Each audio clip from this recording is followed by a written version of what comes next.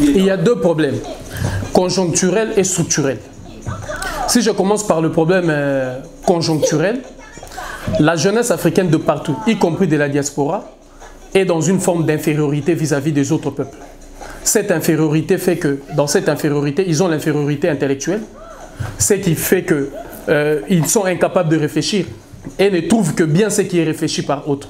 Ils ont une infériorité, je dirais, spirituelle, c'est-à-dire que l'absence de grandes pensées au sein de la jeunesse panafricaine et des grands penseurs, et à chaque fois que les grands penseurs émergent, ils sont, si vous voulez, minimisés ou, je dirais, marginalisés. Il y a cette infériorité aussi, je dirais,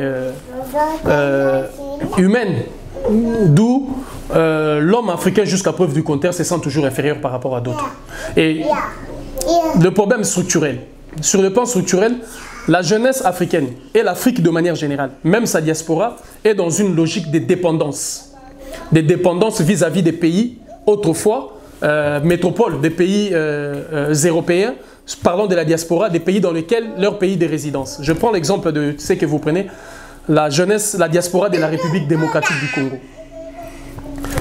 La diaspora de la République démocratique du Congo, dans sa difficulté structurelle, c'est-à-dire cette logique, je dirais, des dépendances vis-à-vis, la dépendance, elle est intellectuelle, la dépendance, elle est économique, elle est financière, elle est même en matière d'idées. Hein? Les idées qui empruntent la jeunesse, la diaspora africaine, ce sont des idées qui émanent, si vous voulez, d'autres laboratoires politiques de l'Occident.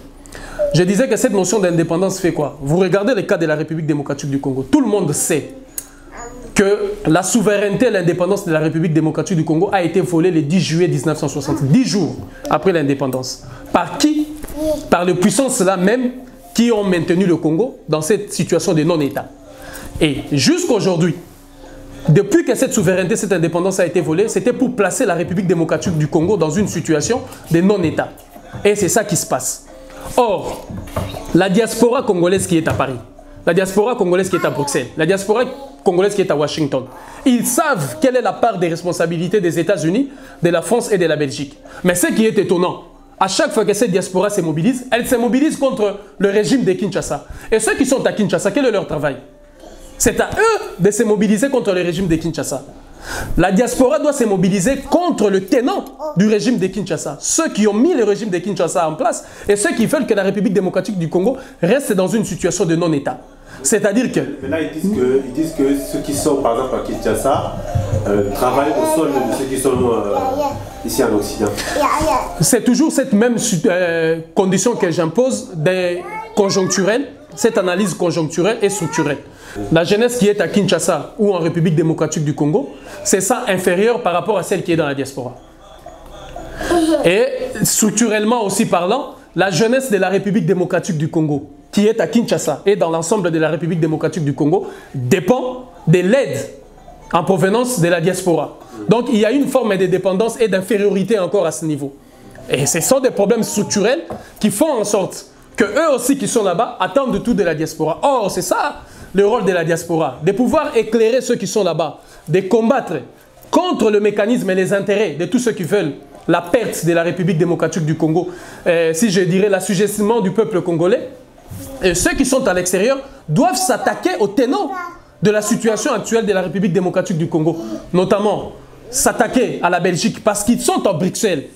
Ils doivent se mobiliser contre le gouvernement de la Belgique. Ils sont à Paris. Ils doivent se mobiliser contre la France. Ils savent le rôle de la France en République démocratique du Congo. La résolution 1589 de l'Organisation des Nations Unies a fait de la France un État, la nation cadre. C'est la France qui tient la sécurité avec son armée française à Beni, Bunia, Butembo et consorts. Donc tout ce qui se passe, l'armée française est au courant. C'est à eux, c'est à cette diaspora de se mobiliser contre la France, contre les États-Unis. Mais je vais vous dire pourquoi ils ne le font pas. Parce que la diaspora, comme je vous disais, je reviens sur mon analyse, la diaspora congolaise a un problème structurel, c'est-à-dire dépend de l'aide des pays européens, leur pays d'accueil.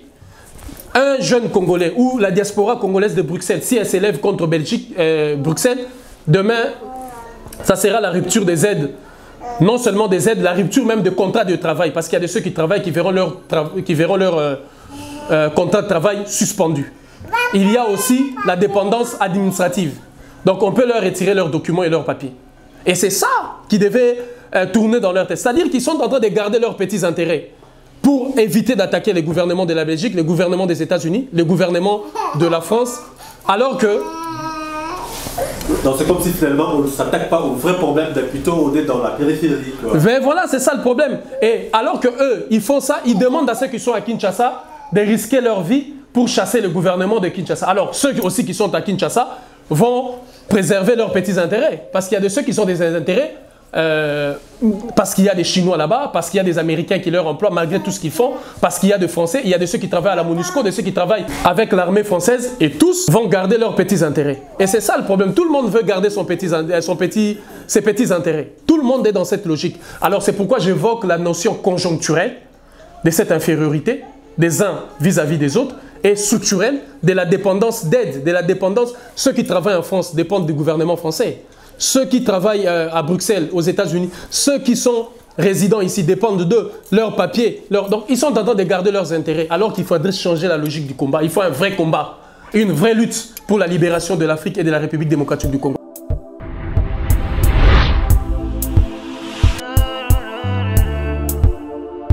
Je voudrais dire d'abord ceci. Quel est le cadre juridique qui a autorisé ses opposants à se réunir là-bas? Il n'y a pas de cadre juridique. Ce sont des gens qui se sont mis d'accord, on va aller se retrouver là-bas. C'est-à-dire que c'est un arrangement politique. Et un arrangement politique n'est valable que lorsqu'elle est acceptée par la majorité de ceux qui vous ont désigné.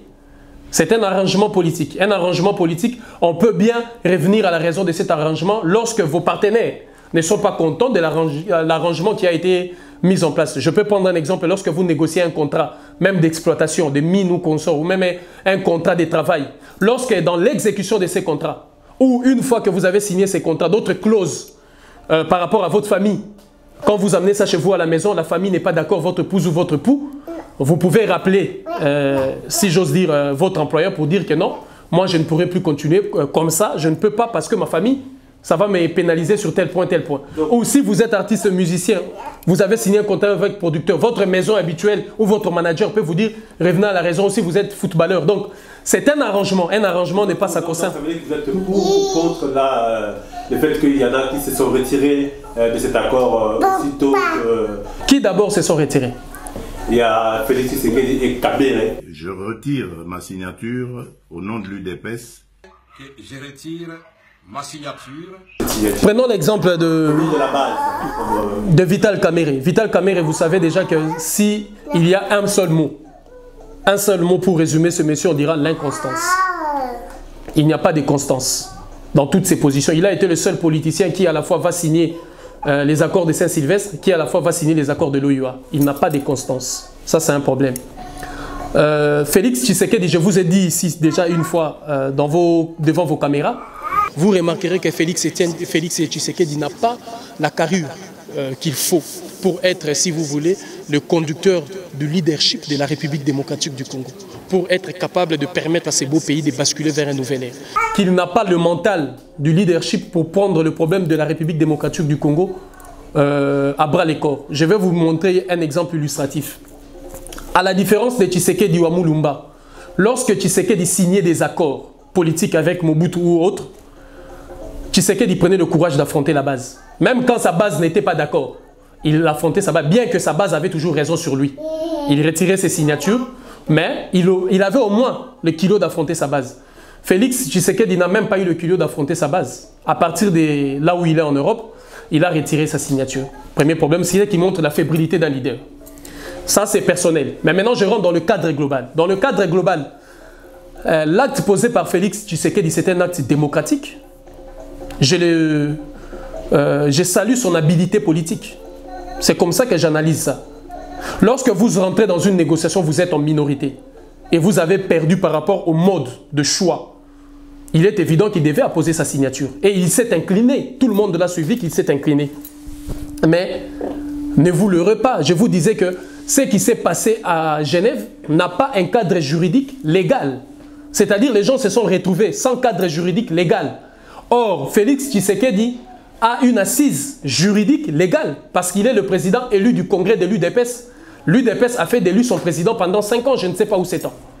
Donc, ce qui fait que, devant ces deux cas, il y a un cas d'abord de légitimité qui se pose. La signature légitime et l'engagement légitime, c'est l'engagement de Félix Tshisekedi vis-à-vis de l'UDPS et non vis-à-vis de ses compères ou ses confrères de l'opposition. Ça, c'est un cadre informel. Il faut bien se mettre dans la tête. Il ne faut pas que les gens s'embrouillent. C'est un arrangement, une discussion, un arrangement. On peut revenir à la raison, comme je l'expliquais tout à l'heure. Ça, c'est un premier problème. Deuxième problème, dans la démocratie, c'est la voix du peuple que l'on respecte. On dit que la démocratie, par la définition simple, le pouvoir au peuple, pour le peuple et par le peuple. Et lorsque le peuple de l'UDPS dit non, Félix Tshisekedi doit se plier à la volonté de la majorité de son peuple et de sa base électorale. Ça, c'est une logique, une évidence. Il ne peut pas y avoir interprétation, comme j'entends dire, d'une forme de trahison ou d'une forme d'absence de leadership. Non, c'est ça qui fait de lui-même le leader de l'UDPS. Parce que le leader de l'UDPS est le porte-parole des aspirations profondes de l'UDPS. Il y en a qui disent qu'en fait, c'est que Félix appelle la base, c'est quelques individus en fait de son parti qui voilà, ont eu à brûler quelques pneus et puis du coup ça a suscité cette crainte parlant de la base. En fait, c'est un problème des individus. Vous avez vu la majorité de l'UDPS marcher dans les rues dire à Félix Tshisekedi de maintenir sa candidature? Si c'est un poignet des individus, que la majorité maintenant de membres de l'UDPS disent le contraire. La bouche autorisée de l'UDPS, c'est le secrétaire général qui gère quotidiennement ses partis et qui connaît le nombre d'adhérents de son parti. Et lorsque le secrétaire général s'exprime officiellement, accepter que c'est la voix de l'UDPS. Donc, la base électorale de l'UDPS et le peuple de l'UDPS a bon jugé que Félix Tshisekedi s'incline devant sa logique parce que c'est elle, cette base-là, qui a fait de lui son candidat à l'élection présidentielle. Donc, c'était dans un cadre juridique légal, c'est qu'il y a la différence de ce qui s'est passé à Genève qui ne repose sur aucune légalité. Alors, les élections en République démocratique du Congo, vous y croyez pas? Je ne suis pas dans les secrets de l'organisation de tout ça, mais ma détermination et ma conviction, c'est que le peuple congolais aille aux élections. Et c'était ma position que j'avais donnée, si les gens se rappellent, en 2014 ou 2015. J'ai lancé même une mise en garde à ces ténors politiques de notre pays, de faire en sorte d'amener le peuple congolais aux élections. 50 ans après, on ne peut pas quand même avoir un mode de désignation des dirigeants dans ces pays. Il faut qu'il y ait un cadre. Pour moi, la solution du Congo, je vous l'ai dit à plus d'une fois, il faut une révolution véritable. Et j'ai posé sur la table 22 révolutions que je mène. D'ailleurs, c'est pourquoi j'ai commencé mon analyse sur le plan structurel et conjoncturel, parce que notre première révolution est une révolution structurelle pour changer la structure mentale de l'homme africain et de l'homme congolais et de la femme congolaise. Donc, mais ma détermination, c'est qu'après 60 ans d'existence, il faut qu'il y ait dans ces pays un mode d'accession et d'obtention du pouvoir. Et je soutiens les mécanismes selon lesquels la République démocratique du Congo doit aller vers les élections parce qu'il faut déterminer un mode de choix, comment accéder au pouvoir dans ces pays. Alors, que dites-vous par rapport à ceux qui disent que le Congo est occupé aujourd'hui et qu'on ne peut pas aller aux élections avec l'occupation? Le Congo n'est pas occupé aujourd'hui. Le Congo a été occupé depuis le 18 juillet 1960. Les gens doivent le mettre en tête. Le Congo n'a jamais été un État indépendant. Pourquoi sinon Kassavou serait mis à mal pour diriger? Pourquoi Patrice Lumumba serait assassiné? Le Congo a été occupé depuis. Avez-vous déjà vu la voix populaire du peuple congolais s'exprimer? Étienne Tshisekedi Lumumba a été élu Premier ministre en 1990, c'est pas 91, 92, au sorti de la conférence nationale souveraine. A-t-il dirigé dans ces pays? Le Congo est occupé depuis. Les forces, je dirais les forces occultes qui occupent le Congo, on sait qu'au départ, le Congo est un patrimoine privé. Du roi de Belge, mais aussi de l'association Rothschild, de la famille Rothschild. Et tout le monde le sait, le Congo est occupé depuis. Maintenant, ces Occidentaux et ces Européens ont compris que faire la face visuelle ne marche plus, il faut utiliser des éléments africains. Pas fort longtemps, c'est Bill Clinton qui présentait Paul Kagame et Yoweri Museveni comme la nouvelle espèce de dirigeants africains qui mèneront l'Afrique vers la démocratie. Donc, il faut trouver des appuis locaux, même congolaises, même congolais même, c'est-à-dire des appuis à l'intérieur du Congo et des appuis en Afrique et des appuis au Moyen-Orient, partout, qui viennent maintenant pour... le Congo est occupé depuis. Ce n'est pas aujourd'hui que le Congo est occupé.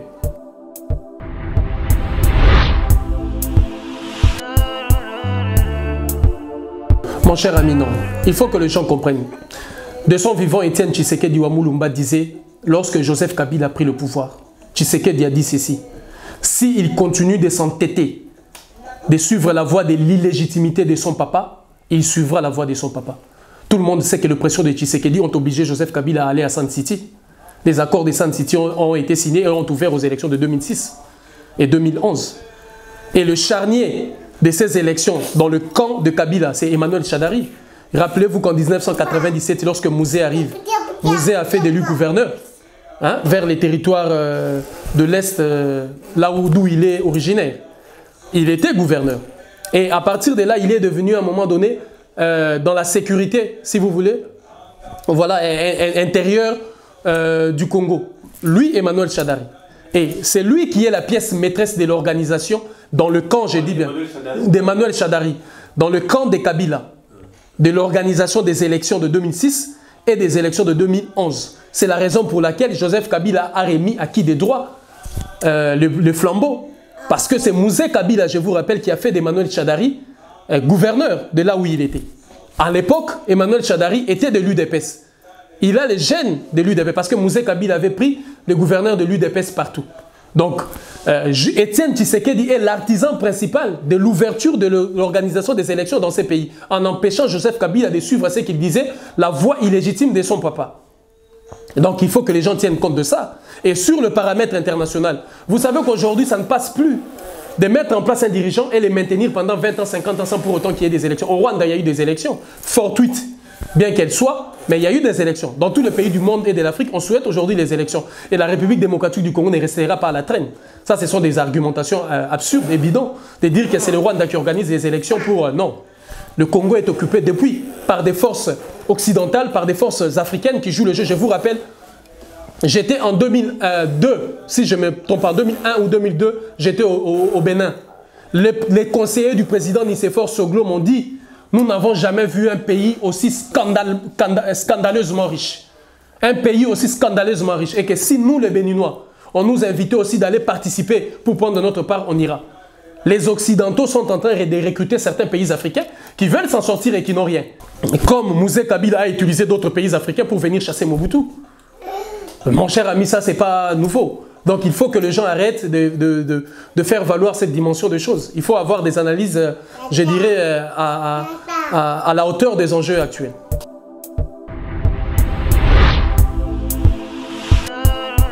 Je ne pense pas avoir dit porte de sortie, mais la spiritualité serait le socle, si vous voulez, la soupape pour permettre à l'homme africain voilà, de sortir de toute cette forme d'hégémonie, forme de domination dont il est victime. Parce que la spiritualité, c'est la réconciliation de l'homme avec lui-même, de l'homme avec son histoire, avec son passé. Pour l'Africain, en tout cas. De l'homme avec son histoire et son environnement. Comment est-ce que l'homme africain serait-il capable de défendre sa forêt sans sa spiritualité? Impossible. Comment l'homme africain serait-il capable de défendre le chat, un animal quotidien avec lequel il vit sans la spiritualité? Si le Congolais, par exemple, est devenu l'ennemi du chat, parce que le chrétien lui a dit que c'est un sorcier. Comment, si le chrétien est devenu même l'ennemi de l'arbre, parce que si le Congolais, pardon, est devenu l'ennemi de l'arbre même, c'est parce que le chrétien lui a dit que cet arbre-là, c'est un aéroport pour des sorciers. Donc la spiritualité africaine serait la réconciliation de l'homme africain, d'abord avec lui-même, avec son passé, avec ses ancêtres, avec son Dieu, son divin, si vous voulez, avec toutes les énergies qui l'entourent. Et c'est lui qui est en parfaite harmonie avec son environnement. Il a toutes les richesses qu'il faut. Il a toutes les solutions, ou si vous voulez, tous les outils et les éléments lui permettant de trouver des solutions aux problèmes auxquels il fait face.